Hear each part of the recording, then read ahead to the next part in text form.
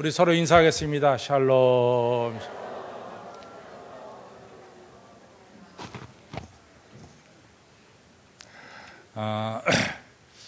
제가 한 번 정도는 더 얘기했을 것 같은데, 저는 여러분들이 여행을 가게 되면은 이왕이면은 동남아보다는 크리스찬들은 한번 성지순례를 다녀오는 게 좋겠다, 이런 이야기를 제가 드린 적이 있습니다. 제가 이제 1990년에 집사람하고 처음으로 이 성지를 갔었는데요. 그때 참 감격이 너무 컸습니다. 그 전까지는 예루살렘, 갈릴리, 갈멜산, 성경에 나오는 모든 지명들은 성경을 통해서만 제가 머리에 기억하고 있었죠. 그래서 도대체 갈멜산이 어떻게 생겼는지 사진으로만 봤지 잘 몰랐습니다.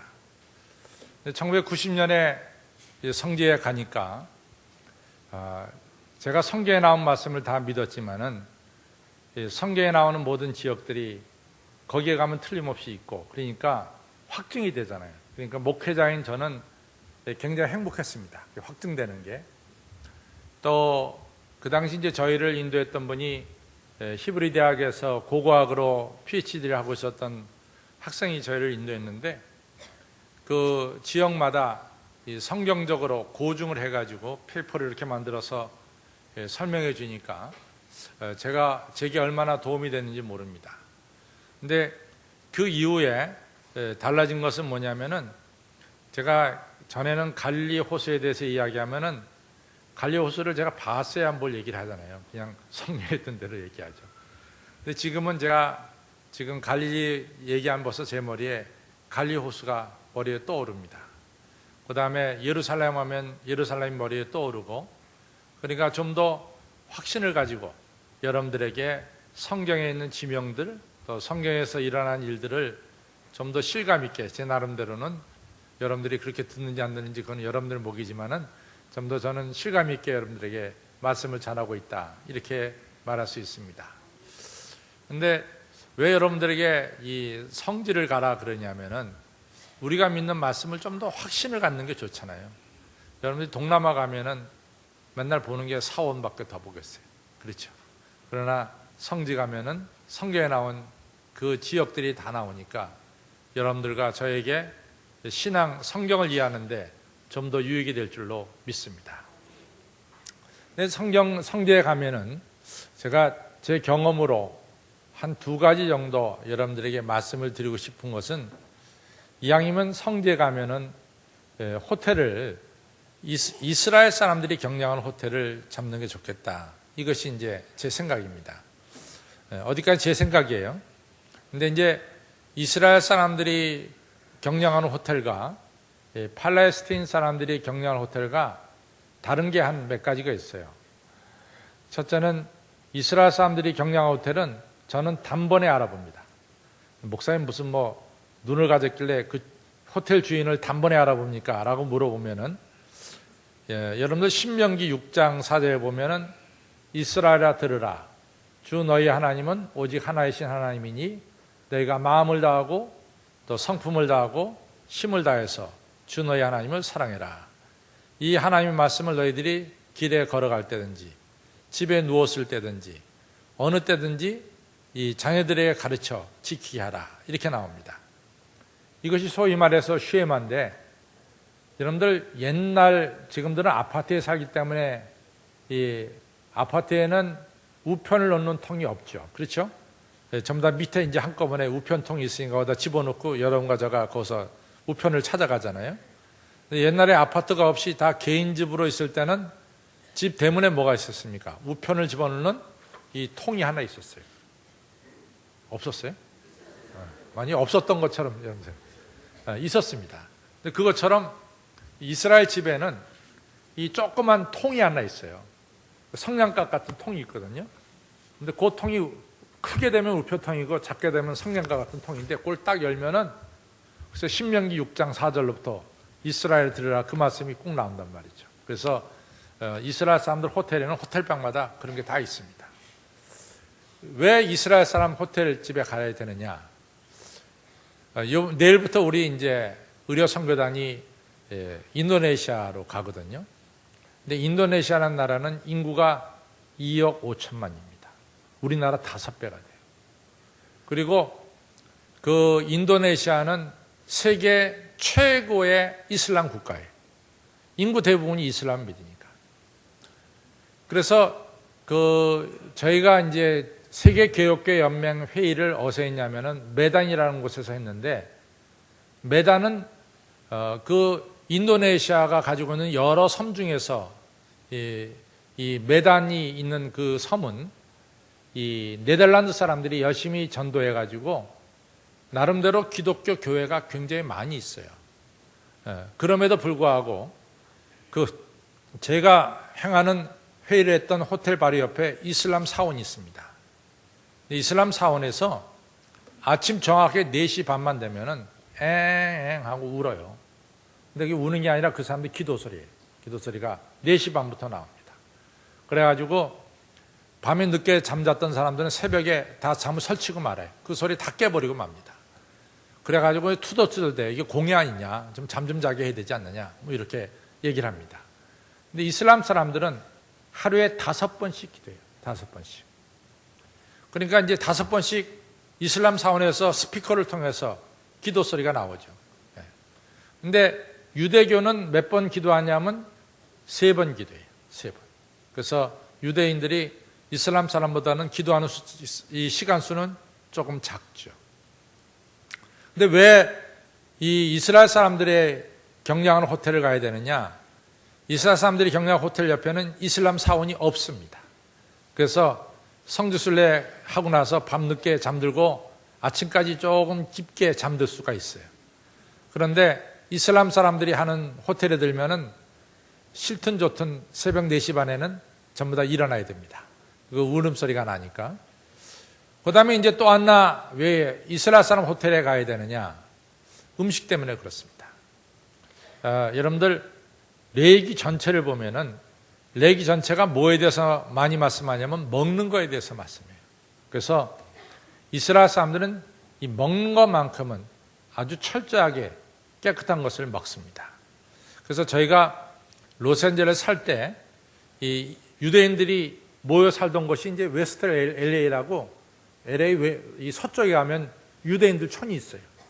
그래서 유대인들 사는 데 가서 슈퍼마켓에 가서 보면은요, 우리가 대하는 슈퍼마켓에 있는 야채 또 과일보다 훨씬 더 싱싱합니다. 알도 크고. 그래서 그때 제가 느낀 것은, 이 사람들이 먹는 것만큼은 최고로 먹는구나. 아주 싱싱한 것을 먹는구나. 이렇게 느꼈어요. 실제로 여러분들이 이스라엘 사람들이 경영한 호텔에 가보면은 이처럼 아주 이 좋은 음식이 나옵니다. 그래서 믿고 먹을 수 있는 음식이 나오기 때문에 괜찮습니다. 제가 이렇게 이스라엘 선전하면은 또 동남아 여행권을 파는 사람은 이 목사님이 우리 장사 마친다, 뭐 이렇게 얘기할지 모르는데, 이건 어디까지는 제 의견입니다. 절대로 여러분들 결정 짓는데 뭐 별로 영향을 받지 마세요.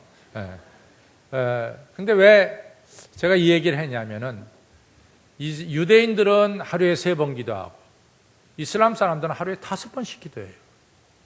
저들에게 있어서 기도가 그렇게 중요합니다. 왜냐하면은 이슬람 사람들이 내가 알라 신에게 충성한다, 또 유대인들이 야훼 하나님께 충성한다, 이것을 증명하는 게 뭐냐 이거예요. 증명하는 게 3가지가 있어요. 유대인들은 증명하는 게, 첫째는 뭡니까? 기도고, 2번째는 뭡니까? 구제고, 3번째는 금식이에요. 그래서 마태복음 6장에서 예수님께서 경건의 3대 요소라고 말씀하시면서 구제와 기도와 금식을 이야기하셨어요. 그러니까 유대인치고 기도하지 않는 사람은 하나님을 섬기는 자가 아니에요. 이슬람 사람치고 기도하지 않는 사람은 알라신을 섬기는 자가 아니에요. 그만큼 뭡니까? 하나님을 섬기는 자에게 있어서 기도는 그렇게 중요한 거예요. 기도가 중요합니다. 마태, 마가, 누가, 요한복음이요, 다 특징이 있어요. 그 중에서 예수님께서 기도에 대해서 가장 많이 가르친 복음이 어디냐? 누가복음이에요. 누가복음은 예수님이 기도하신 내용을 상당히 많이 담고 있습니다. 예수님께서 제자를 뽑을 때도 밤새워 기도하시면서 제자를 뽑았다. 이건 어디에 나오느냐? 누가복음에 나와요. 그래서 누가복음은 예수님이 기도한 것에 대해서 많이 말씀하고 있습니다. 오늘 우리가 읽은 누가복음 11장은 뭡니까? 부하라 주실 것이요, 찾으라 찾을 것이요, 문을 들게 열릴 것이라. 이것도 뭐에 대해서 말씀하신 거예요? 기도에 대해서 말씀하신 거예요. 또한 누가복음 18장에 가서 보면 첫 번째 과부가 불의한 재판관을 찾아가서 밤새 찾아가게 만든 것도 바로 뭐에 대해서 얘기한 거예요? 기도에 대해서 얘기합니다. 또 18장 9절로부터 14절에 뭐가 나오냐면은 이 바리새인과 세리가 성전에 올라가서 기도한 내용이 나옵니다. 그때 바리새인이 어떻게 기도하냐면은 따로 서서 기도했다는 거예요. 그러니까 뭐냐? 나는 하나님을 섬기는데 다른 사람들하고는 질적으로 다르다. 그래서 따로 쓴 거예요. 그 다음에 기도하기를 뭐라고 기도하냐면, 하나님, 나는 저 사람들처럼 불의와 토색과 간음과 도둑질하지 않습니다. 나는 소득의 10의 1조를 꼭 바칠 뿐만 아니라 일주일에 이틀은 내가 금식기도 합니다. 이러면서 하나님께 기도했어요. 그런데 여러분, 바리새인들이 언제 금식하냐면은 월요일하고 목요일날 금식기도 합니다. 근데 왜 월요일하고 목요일날 금식기도 하느냐? 여러분들 옛날에 우리 시골에서 장이 며칠 만에 서입니까? 5일 만에 서잖아요. 5일장이라고 그러잖아요. 마찬가지로 이스라엘도 항상 시장이 있었던 것이 아니라 시장이 일주일에 2번 씁니다. 그날이 언제냐면 월요일하고 목요일날 시장이 서는 거예요. 그때 바리새인들은 금식하면서 얼굴에 회칠하고 이 시장에 나타나는 거예요. 그럼 사람들한테 뭡니까? 내가 지금 금식기도 하는 중이다. 과시하는 거죠. 이렇게 바리새인이 기도하는 것을 보고 예수님이 제자들에게 물어봤어요. 도대체 바리새인이 누구한테 기도했느냐? 누구한테 기도했느냐? 바리새인이 하나님께 기도했느냐? 아니면 사람에게 기도했느냐? 이걸 물어봤어요. 여러분 생각에는 바리새인이 하나님께 기도했습니까? 사람에게 기도했습니까? 네? 사람에게 기도한 거예요. 사람에게 자기를 과시하려고 보여준 거라고요. 하나님께 기도한 게 아닙니다. 그래서 말이죠. 우리가 아주 쉬운 질문 같지만은 기도는 누구한테 하느냐? 이것이 중요한 문제예요. 또 우리가 기도드리는 목적이 뭐냐? 이것 또한 중요한 겁니다. 누구한테 기도하느냐? 기도의 목적은 뭐냐? 이 두 가지가 중요한 질문입니다. 여러분들 빅토리아 여왕 시대, 영국의 빅토리아 여왕 시대가 대단한 시대죠. 그렇죠? 영국이 해가 지지 않는 시대다. 이렇게 얘기하죠. 빅토리아 여왕 시대에 아주 유능한 수상이 누구냐면 멜본이라고 하는 수상입니다. 근데 이 수상이 참 정치를 잘했어요. 그래서 오스트레일리아 가보면은 그 사람의 이름을 따서 멜본이라는 도시가 있습니다. 그만큼 멜본이라는 분은 영국의 수상으로서 아주 정치를 잘한 분입니다. 근데 이 멜본이 영국에서 제일 큰 교회하면 캔터베리 교회죠. 그렇죠? 그 웨스트민스터 교회죠. 그 교회 주교를 캔터베리 대주교라고 부릅니다. 그 주교를 찾아갔어요. 찾아가서 이 수상이 말이죠. 주교님한테 뭘 물어봤냐면 두 가지를 물어봤어요. 주교님, 도대체 기도하라 그러는데 제가 누구한테 기도해야 됩니까? 기도의 대상을 물어본 거예요. 그 다음에 내가 무엇 때문에 무슨 목적으로 기도해야 됩니까? 아주 쉬운 질문을 했어요. 여러분과 저는 속으로 이 바보 하나님께 기도하는 거지 뭘 누구한테 기도해? 그렇게 대답할 거예요. 그렇죠? 근데 적어도 그 해가 지지 않는 나라의 수상이 말이지 누구한테 기도하느냐? 무엇을 목적으로 기도하느냐 질문할 때는 그렇게 시시하게 질문한 건 아닐 거예요. 뭔가 깊은 뜻이 있었기 때문에 질문했을 것입니다. 근데 바로 그 두 가지 질문, 누구한테 기도하느냐, 무엇을 가지고 기도하느냐, 이것에 대한 정답이 바로 오늘 우리가 읽은 누가복음 11장 9절로부터 13절에 나옵니다. 오늘 13절, 12절, 13절에 뭐라고 나오냐면은 너희가 악한 부모라도 자식이 말이지 부모에게 예를 들어서 생선을 달라 그러면은 뱀을 줄 부모가 어디 있느냐? 계란을 달라, 알을 달라 그러면은 정갈을 줄 부모가 어디 있느냐? 너희 부모가 악할지라도 자식에게 좋은 것을 줄 줄 알거든. 하늘에 계신, 그 다음 뭐예요? 그 다음 뭡니까 성경? 하늘에 계신 아버지께서, 그렇죠? 하늘에 계신 아버지께서 너에게 가장 좋은 성령을 선물로 주지 않겠느냐? 여기서 우리의 기도의 대상이 누굽니까? 하늘에 계신 아버지. 우리가 기도할 때 우리의 기도의 대상은 하나님 아버지입니다. 나의 아버지에게 기도드리는 거예요. 딴 누구에게 기도하는 것이 아니라 하늘 아버지에게 기도해요. 그럼 아버지와 우리의 관계는 어떤 관계냐? 이사야 49장에 보면은 이사야 선지자가 뭐라고 얘기했냐면 너희를 낳은 육신의 부모가 너희를 잊는 법이 없어. 사실 그렇잖아요. 우리가 낳은 자식을 우리가 잊을 수가 있어요? 없죠.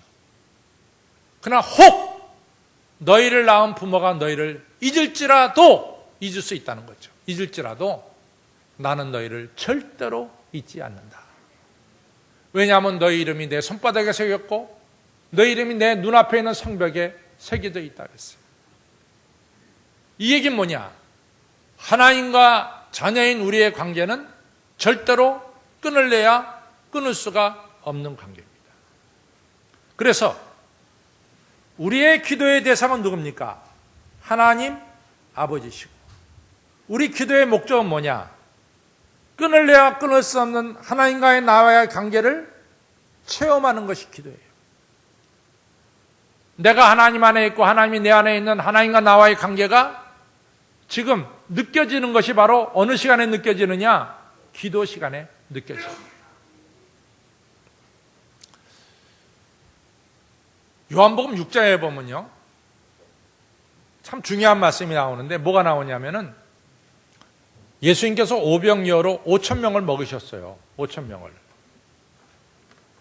그리고 나서 예수님께서 5,000명을 먹인 다음에 이 먹은 사람들이 가만히 있지를 못하고요, 예수님을 이스라엘 왕으로 세우려고 아주 굉장히 노력을 하는 거예요. 막 이스라엘 왕으로 세우려고 당신이 우리의 왕이 되어야 됩니다 하면서 아주 조직적으로 또 굉장히 열광적으로 예수님을 왕으로 세우려고 그러는 거예요.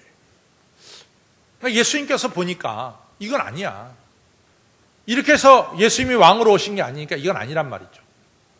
그러니까 예수님이 이 사람들을 진정시키려고 그러는데 제자들이 도움이 안 돼요.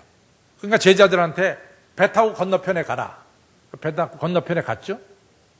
그동안에 예수님이 이 들끓는 이 군중들을 진정시켰어요.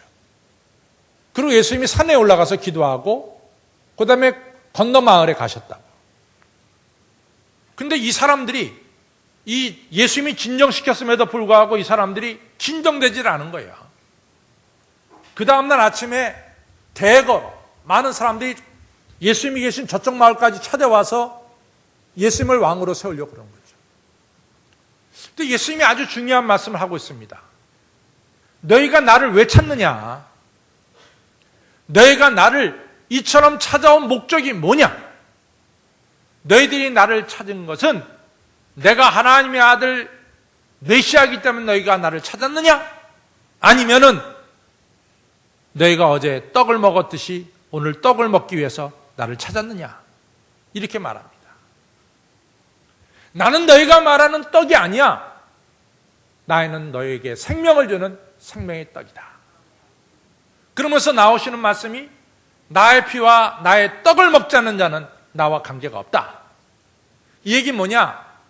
예수님의 떡과 피, 다시 말해서 우리가 성찬을 통해서 우리가 체험되는 것은 뭡니까? 예수님이 내 안에, 내가 예수님 안에 하나가 되는 이 관계를 체험하는 것이 바로 뭐예요? 성찬입니다. 그러니까 너희가 나를 왜 찾느냐 말이야.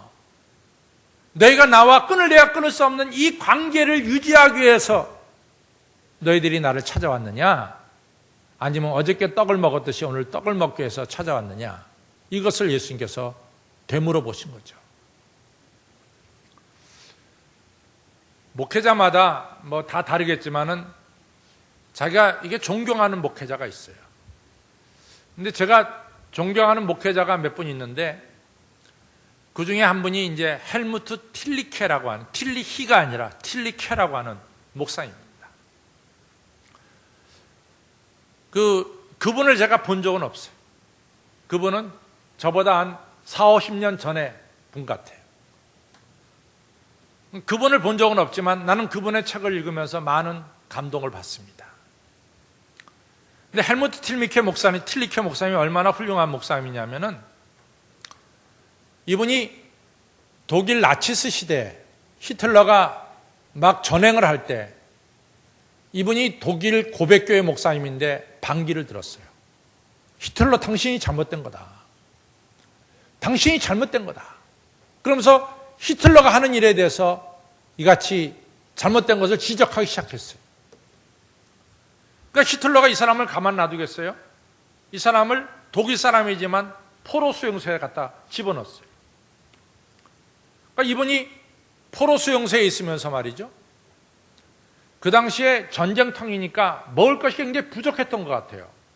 그래서 이 감옥에 있던 사람들에게 하루에 한 끼도 못 나올 때가 많았대요.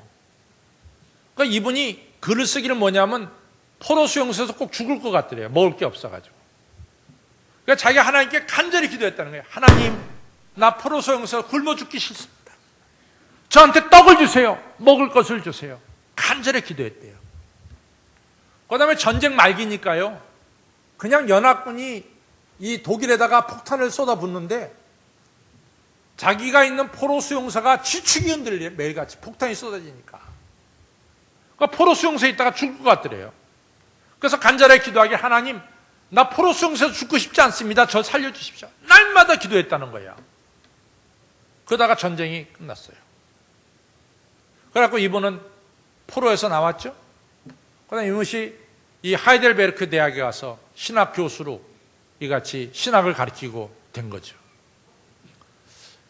근데 이분이 전쟁 끝나고 나서 한 몇 년, 한 5, 6년을 잘 지내다가 자기를 딱 돌아보니까요. 자기한테 기도가 없더래, 기도가. 신학대학에서 신학을 가르치는데 자기한테 기도가 없더래. 기도 생활이 없어진 거예요, 이 사람이. 그래서 가만히 봤대요. 내가 평상시도 이렇게 기도하지 않았나? 이렇게 자기를 들여다보니까 자기 생애 속에는 정말로 열심으로 기도한 때가 있었다는 거지. 그때가 언제냐? 포로 수용소 때 기도했어요. 정말로 간절히 기도했어요. 뭐를 달라고? 떡을 달라고. 또 뭐를 달라고? 생명을 지켜달라고 기도했어요. 근데 어쨌든 간에 굶어 죽지 않고 살아났고 폭탄에 맞아 죽지 않고 살아났어요. 그 다음부터는 기도를 안 한 거야. 기도가 없어, 이 사람한테. 자기를 곰곰이 보니까 자기는 그 당시 하나님께 기도할 때 하나님의 손을 붙잡으려고 기도한 것이 아니라 하나님의 손에 든 떡을 잡으려고 기도한 거예요. 그래서 떡을 잡고 나니까 하나님의 손하고는 멀어진 거지. 떡을 잡고 나니까 그 다음엔 기도가 사라졌어요. 그게 잘못됐다는 거지. 내가 하나님께 기도한 것은 하나님의 손을 붙잡기 위해서 기도한 것이 아니라 하나님의 손 안에 든 떡을 잡기 위해서만 기도했습니다. 이분이 회개 기도하기 시작했어요. 하나님, 제가 잘못 기도했습니다. 내가 기도한 것은 하나님과 나와 뗄래야 뗄 수 없는 이 관계를 위해서 기도한 게 아니라 나는 기도한 것은 단지 주님의 손에 든 떡을 잡기 위해서 기도했습니다. 떡을 잡고 난 뒤에는 저는 주님을 잊어버리고 말았습니다. 나의 어리석은 것을 용서해 달라고 애통하며 회개한 기도가 그의 책에 줄줄이 나옵니다. 얼마나 정직한 그 사람의 고백이. 여러분과 저는 기도하잖아요. 우리 기도는 대상이 누구예요? 하나님 아버지시죠. 기도의 목적은 뭡니까? 주님의 손안에 든 명예와 부와 떡과 건강입니까? 아니면 주님의 손을 붙잡기 위해서 기도합니까? 한번 곰곰이 생각해야 돼요. 우리 잘 아는 얘기 아니에요? 어느 집에 이 남자아이가 그 집에 갑옷처럼 여기는 고려자기에 손을 넣었어요. 손이 안 빠져. 들어갈 때는 잘 들어가는데 안 빠져. 그 집의 보배예요, 보배. 이 갑옷하고 고려자기가. 근데 어린아이가 손 집어넣고 손이 안 빠지니까 죽겠다고 우는 거야. 그러니까 이 엄마 아빠가 보배니까, 이 비싼 고려자기니까 이 손을 좀 빼보려고 막 옆에다 참기름을 칠했어. 잘 빠지라고. 근데 이 손이 안 빠져. 안 빠지는 거야. 들어갈 땐 들어가는데 안 빠져, 그 다음에는. 그러니까 뭐 아이가 죽겠다고 막 울어대니까 아무리 고려자기가 비싸고 좋은 거라도 아기 살려야 될 거 아니에요. 고려자기를 깨버렸어. 깨버리고 딱 손을 빼니까 그 손 안에 동전 잡고 있어. 동전을 잡으니까 안 빠지는 거예요.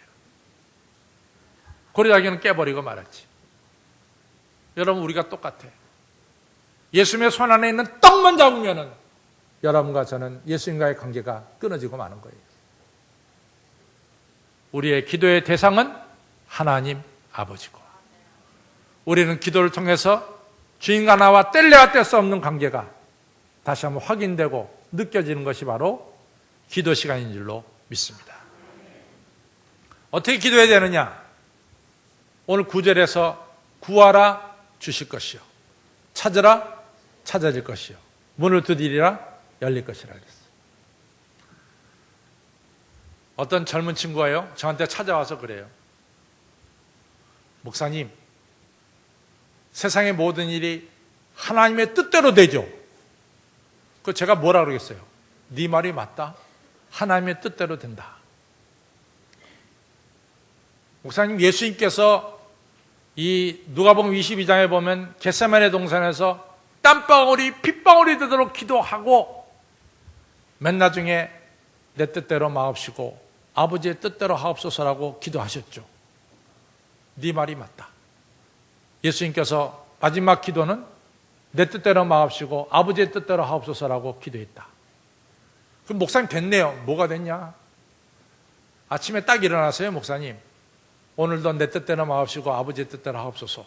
그렇게 기도하면 되잖아요. 뭐 30분, 40분 동안 뭐 하라고 기도해요. 그렇게 다 아버지 뜻대로 될 건데 내 뜻대로 되지 않고 아버지 뜻, 뭐 그렇게 정신없이 기도하냐 이거지. 이게 뭐 좀 핀트가 이상하게 흘러가는 거야. 이게 아주 그냥 유도 질문을 나한테 한 거지. 그래가지고 목사님 뭐 그냥 아침에 일어나서요, 그냥 탁 눈 뜨자마자 하나님 오늘도 내 뜻대로 마옵시고 아버지 뜻대로 하옵소서. 그걸 한마디 하고 직장 나가면 되는 거라는 거야. 뭐 기도를 그렇게 오래 하니. 그래서 내가 그런 얘기를 했어요. 야, 이 친구야, 나는 성경을 66권을 아무리 보더라도 우리 예수님께서 너 기도할 때 내 뜻대로 마옵시고 아버지의 뜻대로 하옵소서로 딱 한마디만 기도하라고 가르친 적이 없어. 가르친 적이 없어. 적어도 주님의 기도를 봐라. 하늘에 계신 우리 아버지요 하면서 나오잖아. 거기 어디 한마디만 기도하냐. 여러 마디가 나오지 않냐.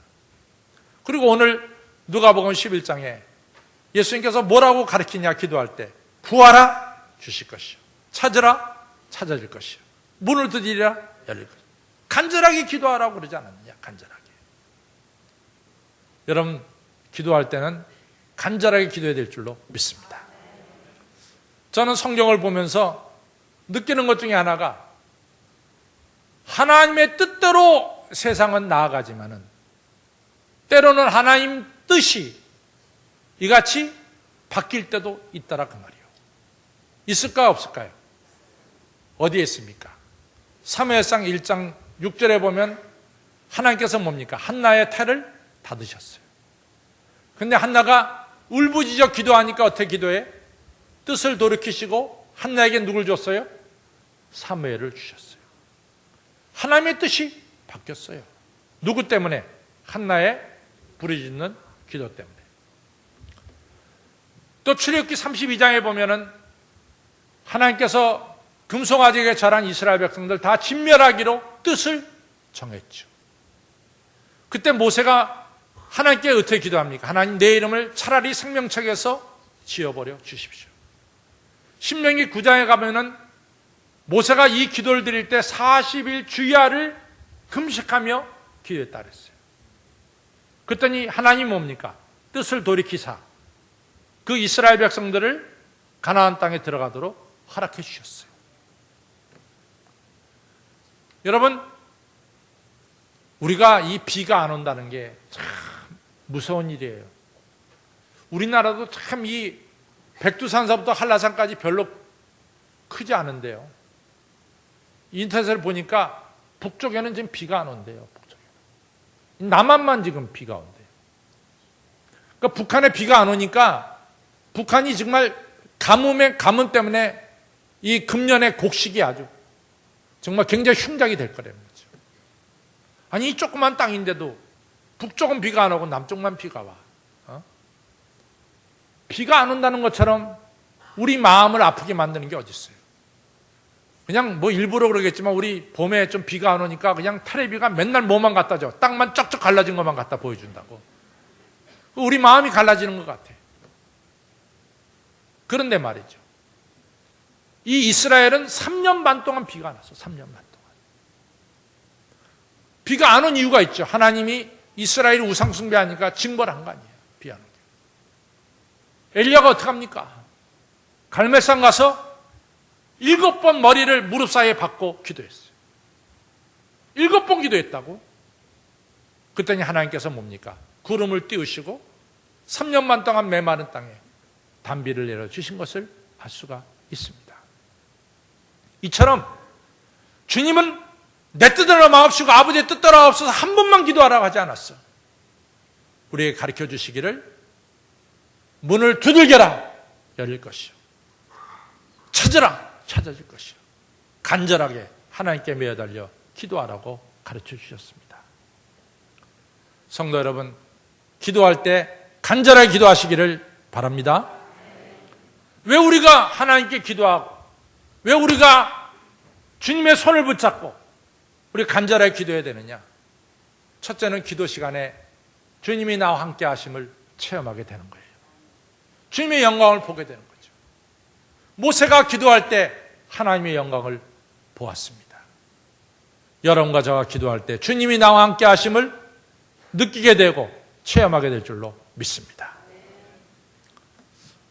기도할 때 우리 마음속에 평화를 주세요.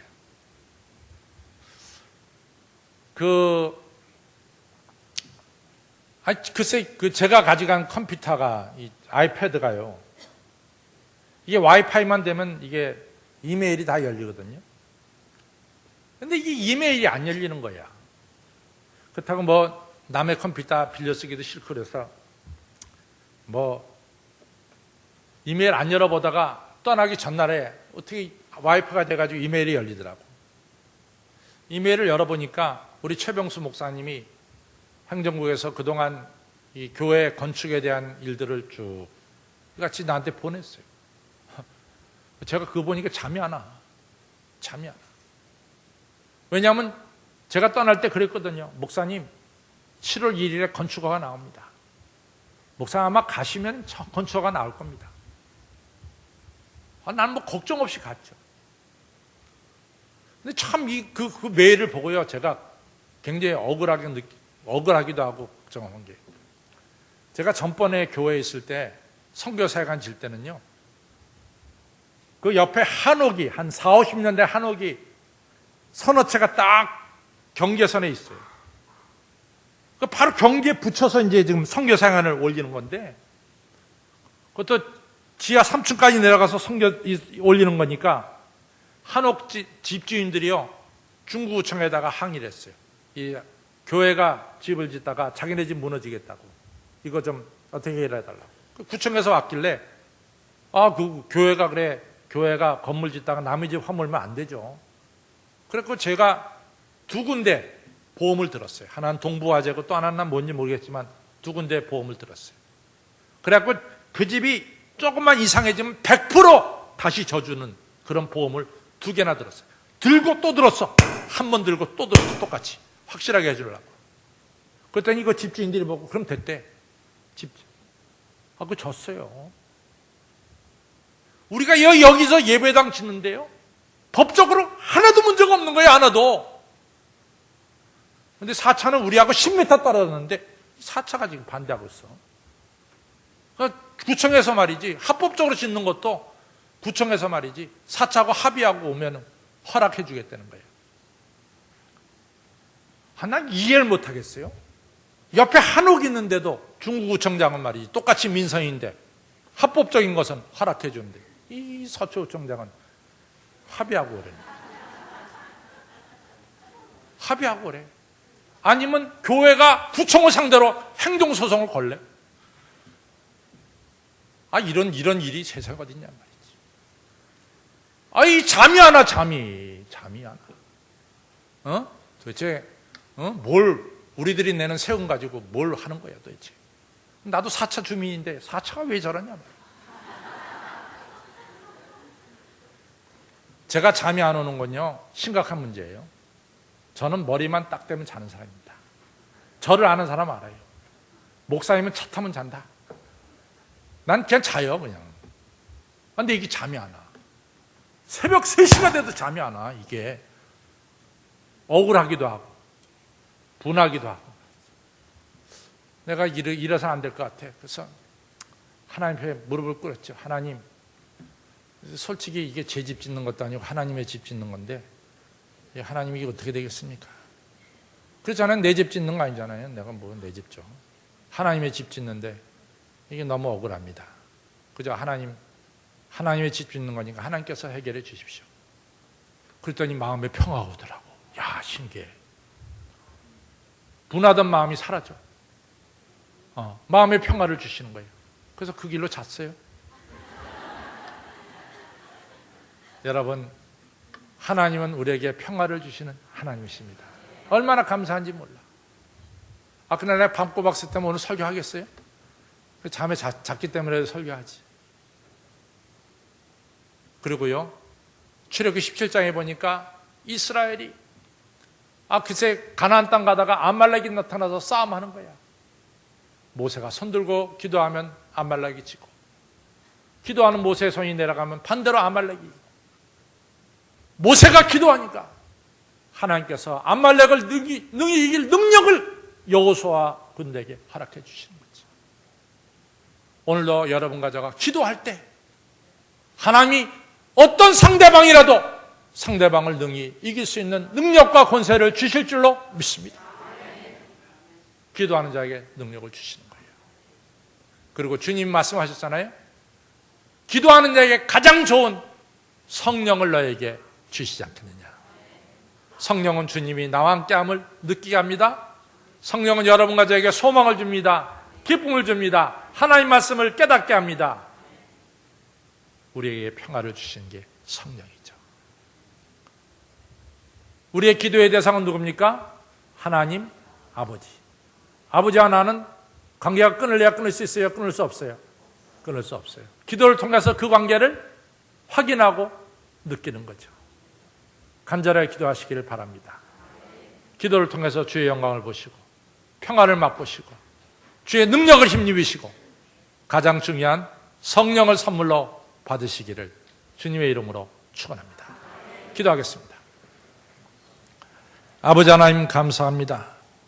오늘도 저희들로 하여금 우리가 하나님의 자녀됨을 깨닫게 해주시고 전능하신 주님이 절대로 저희 손을 놓지 않고 우리와 함께함을 말씀을 통해 깨닫게 해주시니 감사를 드립니다.